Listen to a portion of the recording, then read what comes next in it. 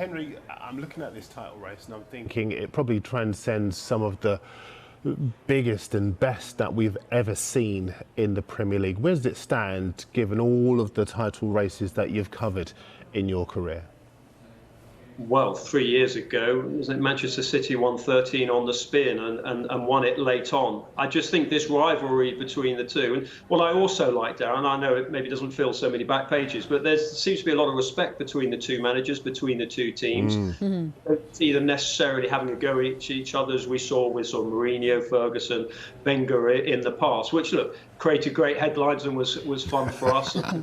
Spicy press conferences, but I do quite like the fact that Klopp clearly admires Guardiola and Guardiola clearly admires Klopp. They play different types of football. You look at the possession of Manchester City, the overloads, the fullbacks stepping into central midfield, not simply flying out wide like Liverpool's Andy Robertson and Trent Alexander-Arnold and Joe Gomez yesterday do so excitingly. So, I mean, there's an emotional momentum with Liverpool, particularly with their games at Anfield, with the Kop behind them. But with Manchester City, although there's clearly that passion, there's also this cerebral side. You can imagine Guardiola just sort of preparing every second, building up to every game. But of course, what's interesting, we talk about next weekend, but both teams have got important Champions League games in midweek. Well, funny you should mention that. Of course, Liverpool are still in the hunt for these 4 trophies, aren't they? Is that achievable, do you think? It is achievable, given the mentality that they have, the mentality monsters, as Klopp calls them, because of the. You look at what Liverpool have done, the signings they've made, with Luis Suarez, and you look at Diogo Jota, who's come in there and just scored that fantastic goal. And again, what a great cross from Gomez. But Jota has, and this is a compliment to Klopp and a compliment to the Liverpool players like Virgil van Dijk and more squad players like James Milner. Jota will come into that team, into that dressing room, and step in and will hit the ground running. I mean, you look at his stats for this season. I think it's 4 goals with his head. This is in the Premier League. 4 with his right foot and 6 with his left. It might be the other way around, but it just reflects the all-round quality of this player, who is stepping into a team which already had Sadio Mane, Roberto Firmino, and obviously Mo Salah, who for many people is the footballer of the year. And then you've got Luis Diaz coming in as well, and what an impact he's had as well. So that is complement to the sort of culture that Klopp has created there, that players are accepted so quickly. So look, it's a fantastic race, and you can say similar at Manchester City. Jack Grealish has taken a little bit of time to settle in, but now you're seeing his impact more and more. His understanding with Sterling, which obviously helps with England as well. Foden, of course, is an outstanding young prospect, one of the 2 or 3 world-class young players that England have.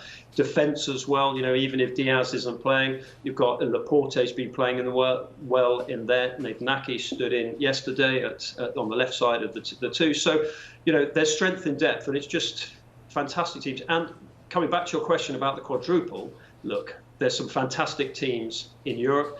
Manchester City could bar the way for them at Wembley in the FA Cup as well as in the league as well. But I think, we're fortunate that we can celebrate these 2 outstanding teams. And after all you've just said, Henry, the most important thing is the numbers. Liverpool were 14 points clear in January. January 15th. Behind on January the 15th. And now it's down to, 1 point. Do they have the momentum for you, and are they now favourites? I think City is still the favourites. I think if you look at the 2 run-ins, I think City, there'll be teams down the bottom who will be fighting for their lives. Teams in the middle of the table who'll be maybe dreaming of a Europa League position. And of course, every position you climb up the table is a couple of million quid in TV money. So I think City have the slightly easier run-in. But there's a very good piece in the Mail on Sunday today by Dominic King, in which he looks at Liverpool's defensive record. And I think they've conceded 1 goal to Rashika of Norwich City in their last 8 games. So even though we celebrate Diogo Jota and Mo Salah and all these wonderful attacking players, Thiago Alcantara, what a player he's been in midfield. You saw it yesterday with his no-look passing. It's a joy to watch. That defence around Virgil van Dijk, those great fullbacks, and whether it's Matip or Konate who steps in at central defence, and an outstanding goalkeeper in Alisson. Again, you have to look at these fantastic defences as well as this great forward attacking momentum they've got. But for me, I think City still have the edge. But look, it's so close.